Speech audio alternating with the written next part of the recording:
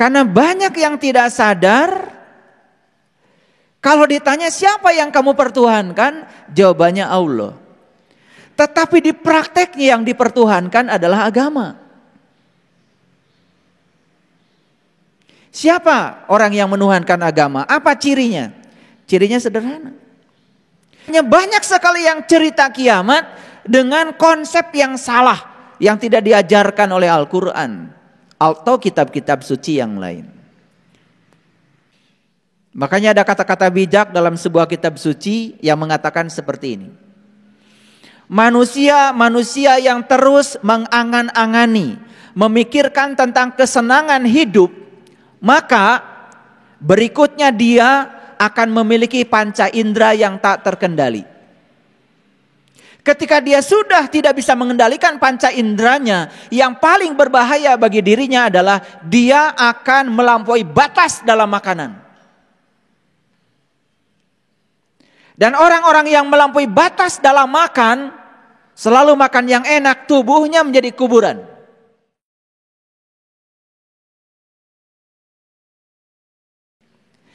Karena banyak yang tidak sadar, kalau ditanya siapa yang kamu pertuhankan, jawabannya Allah. Tetapi di prakteknya yang dipertuhankan adalah agama. Siapa orang yang menuhankan agama? Apa cirinya? Cirinya sederhana. Siapapun orang yang memusuhi orang lain yang berbeda agama dengan dia, sesungguhnya dia menuhankan agama.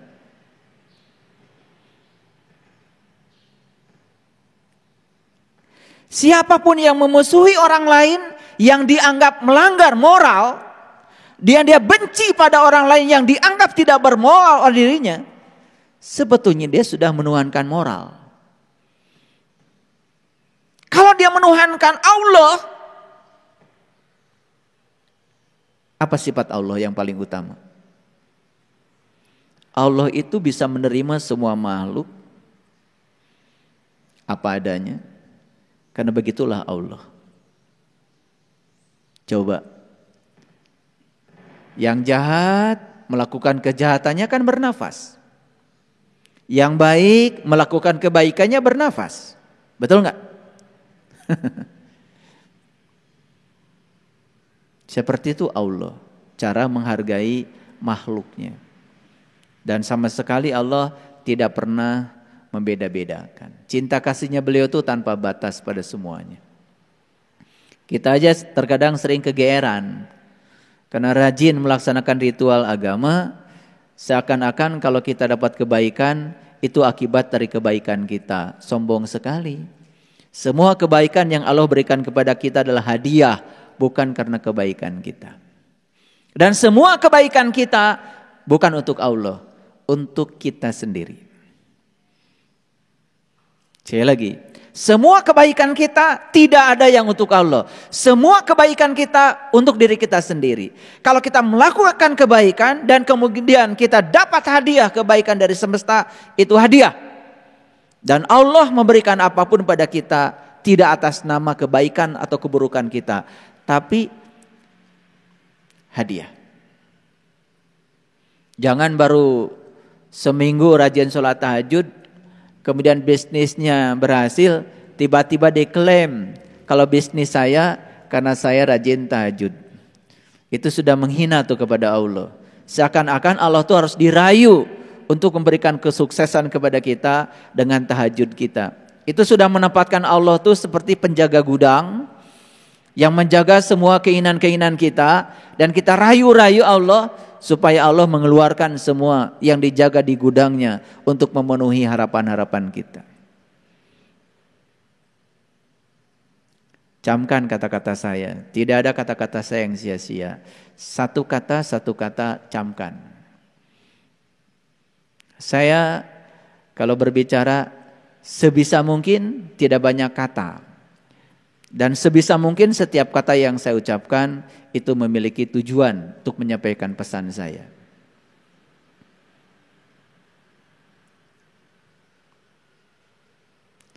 Tetapi jangan lupa, ini hukum alam. Sebaik dan Sebenar apapun tingkah laku kita, tetap saja si pembenci akan ada. Setuju? Sebaik dan sebenar apapun tingkah laku kita, si pembenci tetap saja ada. Kenapa mereka ada? Supaya kita waspada. Kalau semua orang pro pada kita, bisa lupa kita. Itulah cinta kasih semesta yang luar biasa untuk mengarahkan kita supaya eling dan waspada. Oleh karena itu, jangan kecil hati ya. Saya rasanya sudah melakukan tindakan yang benar, saya rasanya sudah melakukan tindakan yang baik, tapi kok orang-orang masih benci sama saya?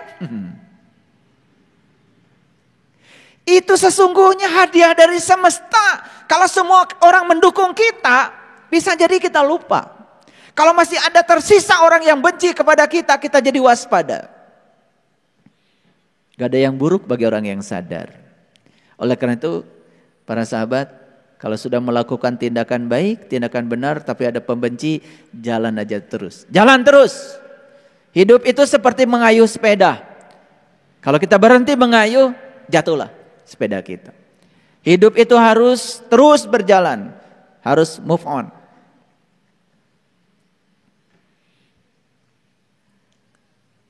Oleh karena itu, saya mengajak para sahabat semua, mari kita mempercantik dunia yang sudah cantik ini. Itu yang dikatakan leluhur kita, memayu hayuning bawono. Mempercantik semesta yang sudah cantik ini. Karena Allah sudah menciptakan semesta ini begitu cantik. Dan tugas kita datang ke semesta mempercantik semesta yang sudah cantik. Gimana cara mempercantiknya? Berhenti bertikai. Berhenti memecah belah. Jaga kasih sayang, jaga persaudaraan, jaga persatuan. Keren tuh. Disitulah kita punya kesempatan untuk mempercantik semesta yang sudah cantik ini. Mau gak semua berkontribusi untuk itu? Kalau mau ayo. Kesempatan kita cuman saat ini, di sini, sekarang. Tujuan hidup yang sebenarnya adalah hidup itu sendiri. Mumpung kita masih hidup, maka disinilah kita punya kesempatan untuk berbuat. Karena begitu kita sudah tidak hidup, tidak ada ranah kejadian di luar kehidupan. Baik, sekarang saya akan masuk pada topik kita hari ini. Judulnya Hari Pembalasan. Begitu saya nulis Hari Pembalasan, biasanya otak kita langsung terkoneksi. Oh, itu hari akhir. Terkoneksi biasanya, oh itu hari kiamat. Makanya banyak sekali yang cerita kiamat dengan konsep yang salah, yang tidak diajarkan oleh Al-Quran atau kitab-kitab suci yang lain. Saya heran sampai hari ini, Qiyam itu sendiri artinya bangkit. Qiyam itu sendiri artinya adalah berdiri. Qiyamul lail artinya bangkit tengah malam. Tapi kenapa ketika kita cerita kiamat, kebanyakan otak kita berpikir tentang kehancuran alam semesta ini. Itu yang saya sampai sekarang gak ngerti. Memang cerita kiamat itu ditandai dengan gunung-gunung diperjalankan. Manusia diterbangkan seperti anai-anai. Itu bahasa simbolik. Anai-anai itu siraru. Anai-anai itu tinggalnya dalam kegelapan, di lubang. Dan begitu musim hujan, anai-anai keluar dari lubang. Apa yang dicari anai-anai? Lampu. Dengan sayapnya yang tipis dia terus mengejar sampai pada cahaya. Begitu tiba pada cahaya, patah sayapnya, jatuhlah anai-anai dan mati. Apa pesan semestanya? Pesan semestanya, sebelum kamu mati, rengkuhlah cahaya ilahi yang sudah disediakan dalam dirimu. Jadilah seperti anai-anai. Gunung melambangkan kesadaran. Perjalankan kesadaranmu. Kan sebetulnya itu baru terjadilah hari kebangkitan. Setelah terjadi hari kebangkitan, sadar kita dengan kehidupan. Jadi kapan hari pembalasan itu? Hari pembalasan itu di sini, saat ini, sekarang. Saya akan buktikan secara saintifik. Ayo, perhatikan saya. Kalau hari ini kita panen jagung, sebetulnya itu sedang mengingatkan saja bahwa 2-3 bulan yang lalu kita nanam jagung. Kalau hari ini kita panen pisang, hanya sedang mengingatkan saja bahwa setahun yang lalu kita tanam pisang. Kalau hari ini kita panen beras, 4 bulan yang lalu kita tanam beras. Jadi semua yang terjadi hari ini dalam kehidupan kita sebetulnya sedang mengingatkan apa yang pernah kita tanam di masa lalu. Ini hukum. Camkan dulu. Jadi siapa yang mengundang seluruh kejadian hari ini? Siapa yang mengundang seluruh peristiwa yang terjadi pada kita hari ini? Siapa? Kita sendiri.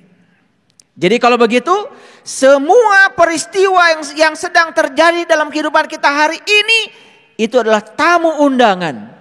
Kita sendiri yang mengundangnya. Aneh sekali. Kita sudah sebar surat undangan, dan surat undangan sudah sampai di tamu undangan, dan tamu undangan sudah datang memenuhi undangan, tetapi sang pengundang menolak semua yang diundangnya. Aneh?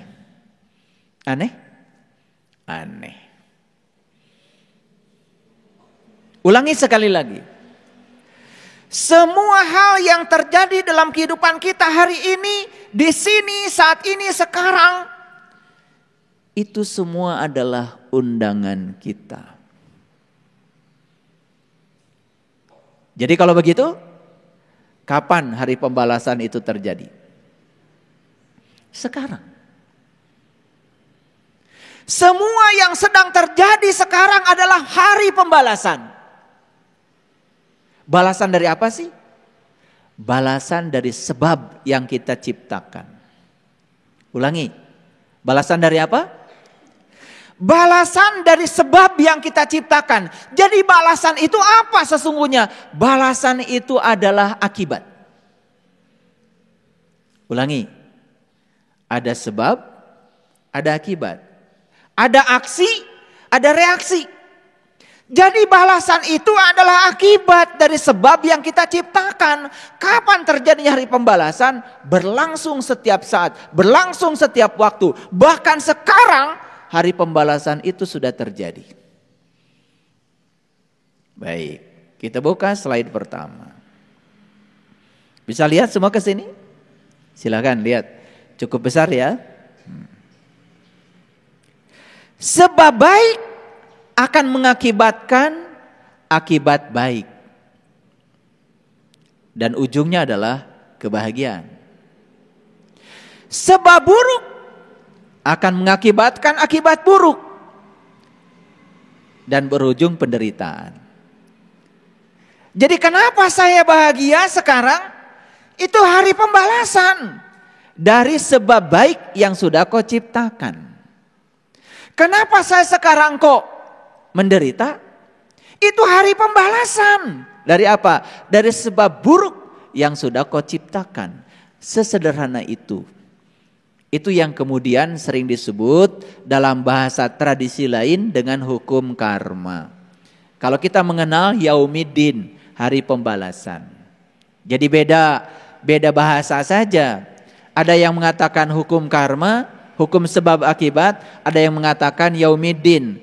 Sebetulnya yang sedang dibicarakan adalah semesta yang sama. Yang sedang dibicarakan adalah kejadian yang sama. Cuma dipandang dari tradisi yang berbeda. Dalam bahasa Arab disebutnya saum. Dalam bahasa Pali disebutnya puasa. Sebetulnya sedang menceritakan sebuah keadaan yang sama. Tinggal di dalam keluhuran. Cuman satu menggunakan bahasa Arab, satu menggunakan bahasa Pali. Tetapi harus hati-hati, tidak semua bahasa memiliki tradisi yang sama. Oleh karena itu maka kita harus belajar etimologi bahasa kalau ingin memahami sesuatu. Makanya saum dan puasa bisa sama, bisa juga berbeda, tergantung sudut pandang. Saya tidak akan membahas itu karena di ceramah-ceramah saya sebelumnya sudah terlalu banyak saya membicarakan itu secara dalil dari kitab suci maupun dari tinjauan saintifik. Bahkan saya sudah menjelaskan apa peran saum secara medis. Itu luar biasa ya, ternyata luar biasa. Baik ya, sebulan setelah kita saum jangan lupa pertahankan kebiasaan tubuh yang sudah diperoleh agar ya protein autophagisom yang diperoleh itu terus-menerus bisa diproduksi.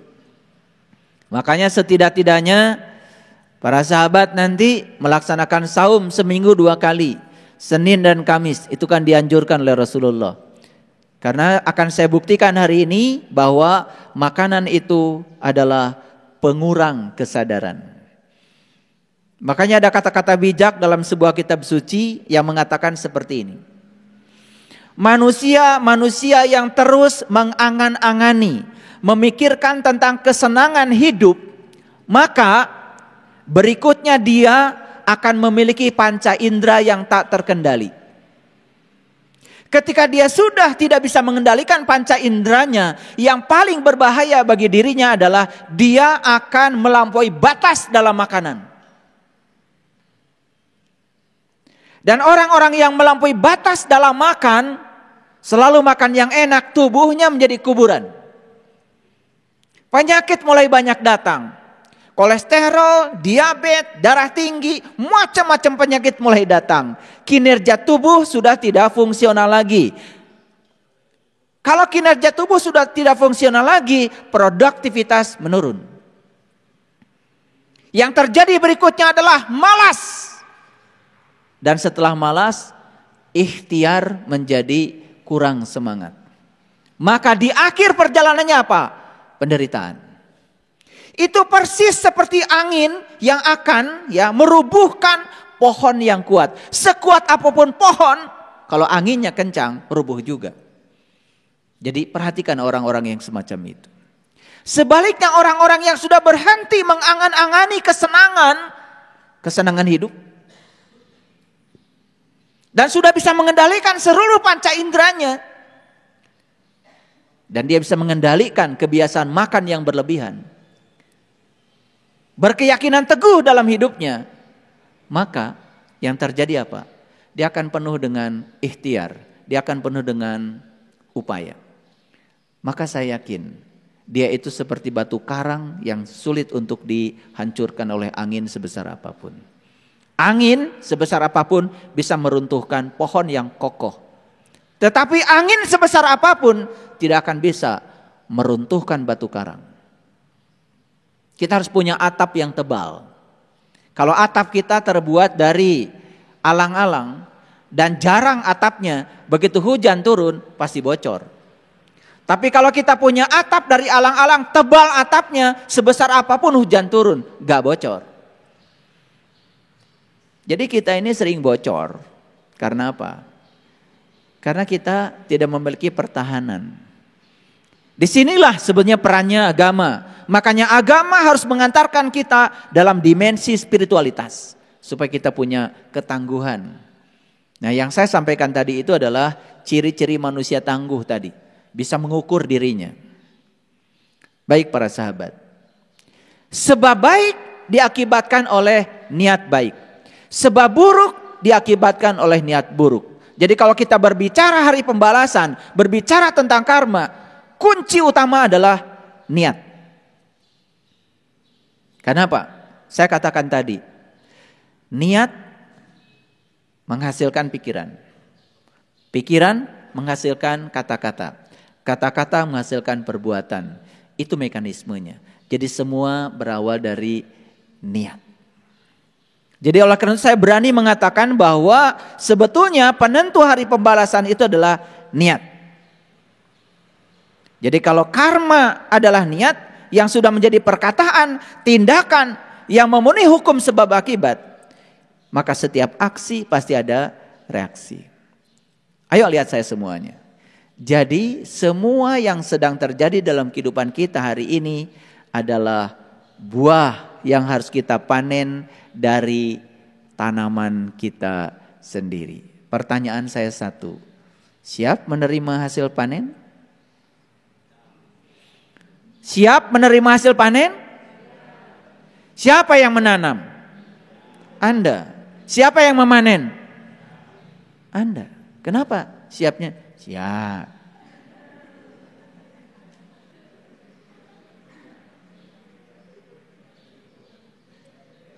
Siap. Kenapa tidak siap? Gitu. Karena kita sudah sadar sekarang, oh ternyata semua yang terjadi dalam kehidupan saya hari ini adalah buah yang harus dipertanggungjawabkan oleh saya, hasil tanaman saya sendiri. Belajar dong gentleman. Belajar menjadi penanggung jawab pada semua tindakan yang kita buat sendiri. Kita sering jadi pengecut. Berani berbuat, tetapi tidak berani bertanggung jawab. Nah loh, itulah sumber penderitaan kalian. Dan saya bilang sekali lagi, yang membuat manusia menderita bukan kenyataan hidup. Yang membuat manusia menderita adalah penolakan dia terhadap kenyataan hidup.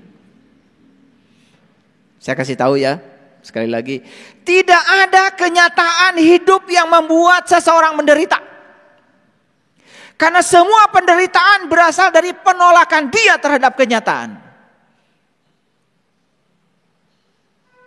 Mungkin kita sakit. Rasa sakit yang ada pada tubuh kita itu hukum alam, itu alamiah dan tidak bisa ditolak. Tapi menderita karena rasa sakit itu pilihan. Emang saya belum pernah sakit. Saya hidup sekarang dengan satu ginjal. Itu pelajaran yang sangat luar biasa untuk hidup saya. Dan saya harus kehilangan ginjal kanan saya. Sakit. Sakit itu alamiah. Ketika dioperasi, dikeluarkan, dirobek-robek perut kanan sebelah kanan ini. Dan kemudian dijahit bagian dalam. Kata dokter ada puluhan, bahkan mungkin saja lebih dari puluhan pembuluh darah yang harus diikat kembali. Karena itu ginjal, bagian yang sangat penting untuk saluran darah. Kata dokter, saya harus istirahat 3 bulan. Saya istirahat 3 hari, alhamdulillah. Sampai di rumah kering. Saya yang cabut selang-selangnya semua, dan saya yang ngurusi semuanya sendiri. Karena gak ada yang berani lihat luka dari sini menganga sampai sini.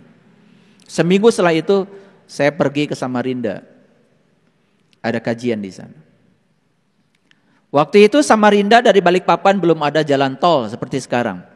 Dan saya pergi dari sini ke Balikpapan, dari situ kemudian jalan 5 jam ke Samarinda.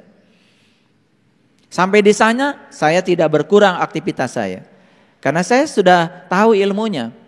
Sakit itu alamiah. Rasa sakit yang kita terima bisa kita jadikan sebagai penderitaan, bisa juga tidak. Saya cuma mendengar aja suara tubuh saya. Dan saya berterima kasih, tubuh saya masih bisa bicara lewat sakit. Karena dengan itu saya mengerti bahasanya. Setelah itu rubah total cara hidup saya. Mohon maaf, saya sudah tidak tertarik lagi dengan makanan seenak apapun. Sepanjang itu tidak saya butuhkan. Makanya saya sering berulang kali mengatakan, saya makan buah pagi-pagi dan itu gosok gigi dan saya saum. Saya baru makan siang itu juga terbatas. Hanya yang sesuai dengan golongan darah saya dan saya butuhkan. Yang tidak saya butuhkan gak saya makan. Enak itu cuma 10 menit di sini. Bebannya terlalu berat. Apalagi beban bagi lambung, beban bagi darah. Coba, terlalu banyak makan karbohidrat, begitu tidak diproses apa yang terjadi? Kadar gula darah naik. Pankreas kita rusak. Karena pankreas harus mengubah karbohidrat, gula menjadi energi. Ketika tidak mampu diubahnya, tumpukan gula darah di dalam darah tidak bisa ditolak lagi. Akibatnya apa? Harus disuntikan insulin. Mahal bukan? Jadi aneh ya. Kita takut menghadapi kematian, pengen umur panjang, tetapi kita tidak pernah memanjangkan umur kita dengan ikhtiar kita. Aneh bukan? Karena apa? Karena di sini yang terpikir oleh pikiran adalah kesenangan, kesenangan, kesenangan. Makan enak, makan enak, makan enak, itu yang terpikir. Maka 75% orang yang level ini uangnya habis buat ngurusi tubuh dari leher ke bawah. Mungkin 25% pun tidak ada buat dari sini ke atas. Beli buku yang bisa mengembangkan pengembangan diri. Beli buku yang bisa menginspirasi agar hidup menjadi lebih berkualitas, mungkin jarang. Coba saya tanya, sebulan sekali aja mungkin kita nggak pernah beli buku itu. Jatuh? Nggak apa-apa, ya sekarang banyak yang gratis di YouTube. Ceramah saya udah saya blast, gratis. Dan kalau para sahabat mendengarkan kajian-kajian saya, kemudian membaca buku yang terbaru sekalipun tentang pengembangan diri, itu sudah masuk di situ. Itu artinya apa? Artinya saya sudah merespon semua buku itu.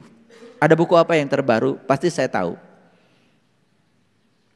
Dan saya belanja buku itu. Tetapi buku itu tidak saya baca. Sekedar dibaca. Saya praktekkan dulu. Kalau sudah jadi pengalaman saya ceramahkan. Kalau belum jadi pengalaman itu namanya katanya. Sebagus apapun kata buku, kalau itu belum jadi pengalaman itu masih kata orang. Dan saya tidak pernah menceramahkan apa kata orang. Yang sudah saya sampaikan adalah yang sudah saya riset menjadi pengalaman pribadi saya. Itulah untungnya para sahabat.